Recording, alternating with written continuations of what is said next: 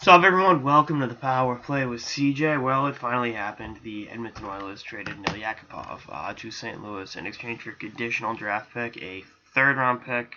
As of now, that can become a second if Yakupov scores 15 or more goals, which I think he will. And East Coast Leaguer Zach Puchero, who essentially just needed to match up the organizational contracts. Peter Trelli has now traded 3 top 2 picks, 2 number 1 overall picks in the last 4 months.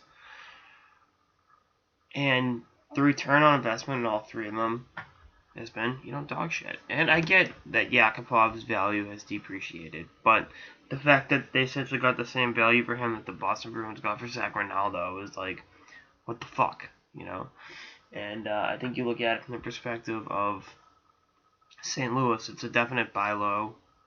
Maybe he turns into a really good player playing with Tarasenko or whoever. And we'll see where that shakes itself up. But I've been saying for years that Yakupov needs a change of scenery, and Edmonton should just cut their losses and trade him. I didn't think they would have to cut their losses this much. I thought, maybe 2 years ago they could have gotten a first back for him. But this is the Edmonton Oilers, wheel of mediocrity spinning around and around and around. Again, you can't be shocked that this is all they got back for him, but at the same time you can be, because once upon a time he was the number 1 overall pick in the draft. I knew there was going to be problems. November 2013, I was at a game in Tampa, Edmonton, and the Lightning, and he was skating the puck out of his defensive zone, and Stamkos just stripped him at the blue line. Came in, took a wrist shot, goal. Don't turn the puck over to Steven Stamkos and give him an open lane to the net, I think is the prevailing theory there. But, you could tell he just didn't look like he had the same confidence he did as a rookie, where, playing for Kruger, he had 31 points, 48 games. I think it's a 53-point pace, which is pretty good.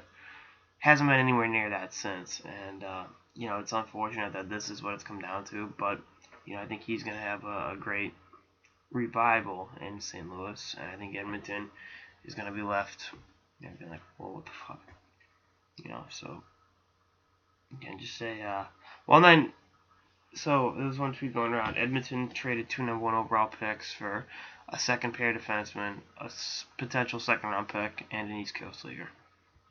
Do you, Shirley? Do you? So, and again, I get the, trying to trim the proverbial fat, but they should have found somebody to get more for Yakupov. That's all I'm saying. Or they should have traded him sooner when his value was a little bit higher. But this is an Oilers organization that isn't great at doing, stuff like that. Stuff like making smart decisions. And that's why they've been in the dumps the last 10 years. Anyway, that's all I got in this episode of the Power Play with CJ. Stay tuned for episodes throughout the off season and beyond. Later, guys.